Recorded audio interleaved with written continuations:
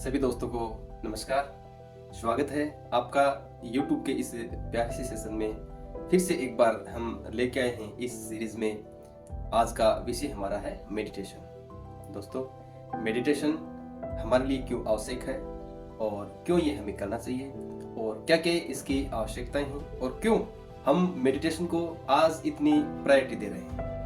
तो जानिए इस सेशन में एक सीरीज के माध्यम से हम मेडिटेशन की उन अपेक्षाओं, आवश्यकताओं और इसके प्रयोग की विधि का विस्तार से हम चर्चा करेंगे। तो आइए करते हैं एक सेशन स्टार्ट।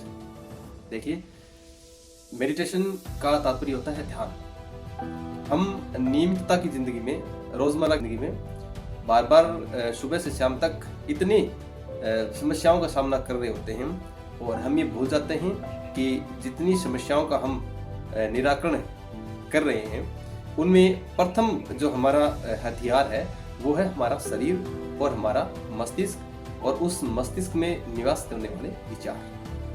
ये मस्तिष्क विचारों के आवागमन का एक स्थान है। शरीर वही कार्य करता है जो हमारे मस्तिष्क में बार बार विचार आते हैं, उन्हीं निर्देशों के माध्यम से हमारा शरीर कार्य करता है। अब देखिए, हम अगर आज की शिक्षा पद्धति की बात करें तो आज की शिक्षा पद्धति में हम देखते हैं कि आज की शिक्षा पद्धति डॉक्टर, वकील, इंजीनियर इत्यादि विषयों का अध्ययन करवा करके और एक डिग्री हमें दिलवा देती है। मेडिटेशन आज के जमाने में क्यों आवश्यक है? मेडिटेशन पहले के जमाने में क्यों आवश्यक था?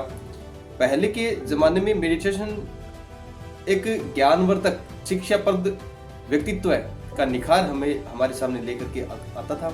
हमने देखा होगा स्वामी विवेकानंद को और स्वामी दयानंद सरस्वती जी को, और भी ऐसे जैसे राम, श्री कृष्ण जैसे महान व्यक्तित्व है जो अपने शारीरिक और मानसिक बलबूते के कारण एक देवता की शक्तियां प्राप्त कर चुके थे और आज भी हम उनको पूजनीय मानते हैं।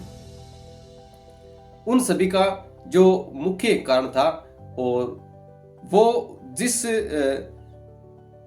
कला से निखार करके हमारे सामने आए उसको ही मेडिटेशन कहते हैं। देखिए, मेडिटेशन से क्या होता है?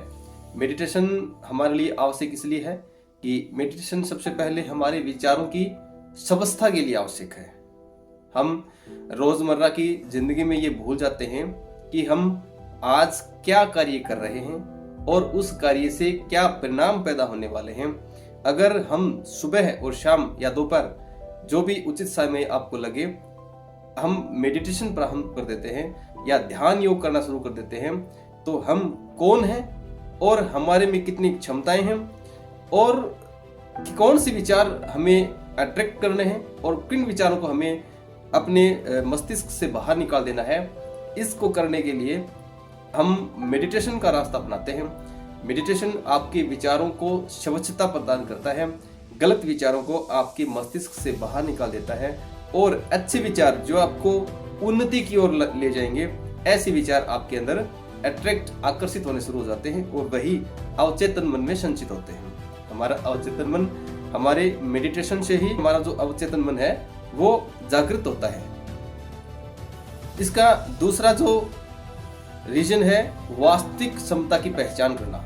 मेडिटेशन से हमारी जो वास्तविक पहचान है, हम अपने आप धरती के ऊपर नहीं आए, किसी क्रिया के माध्यम से और हमें इस धरती पर प्रकट किया गया है। और हमारा लक्ष्य क्या है ये बचपन से हम नहीं जान पाते।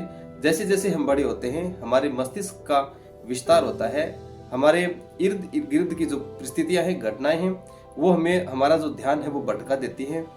हम वास्तविक परिस्थितियों में क्या इस धरती पर करने के लिए आए हैं, इसकी पहचान हमें तभी होगी जब हम मेडिटेशन प्रारंभ करेंगे। हमें हमारी क्षमताओं का आंकलन होगा। हम कोई ऐसा छोटा मोटा कोई काम करने के लिए धरती पर नहीं आए हैं, हमारा लक्ष्य बहुत बड़ा होता है, लेकिन हम अपने ध्यान योग न करने की वजह से उन क्षमताओं का आंकलन नहीं कर पाते हैं।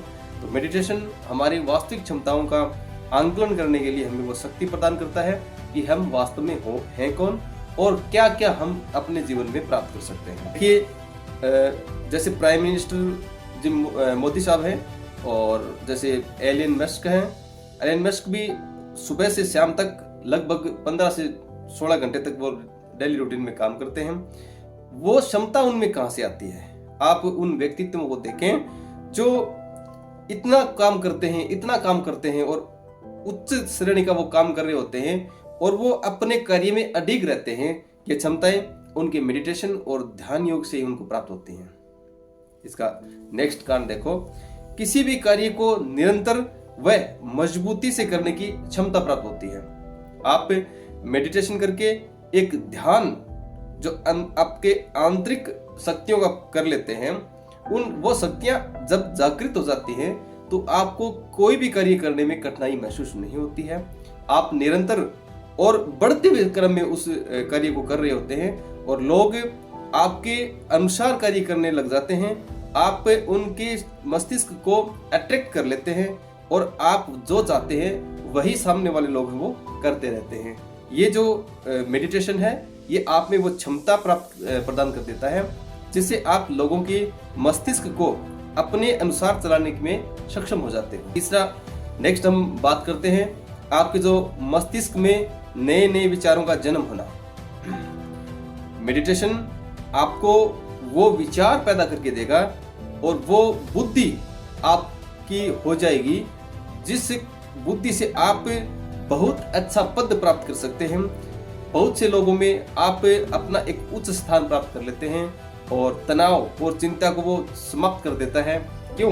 क्योंकि मेडिटेशन से हमारे जो मस्तिष्क की जो नाड़ियां हैं और जो हमारे जो हार्डवेयर जिसको बोलते हैं मस्तिष्क का, वो इतना मजबूत हो जाता है जिससे हमारी मेमोरी शार्प यानी स्वच्छ हो जाती है और हम जो भी याद करना चाहते हैं और जो याद करके हम जो भी अभिव्यक्त करना चाहते हैं हम आसानी से उसको कर पाते हैं, जिससे हमारे तनाव और चिंता की जो परिस्थितियां हैं वो समाप्त हो जाती हैं।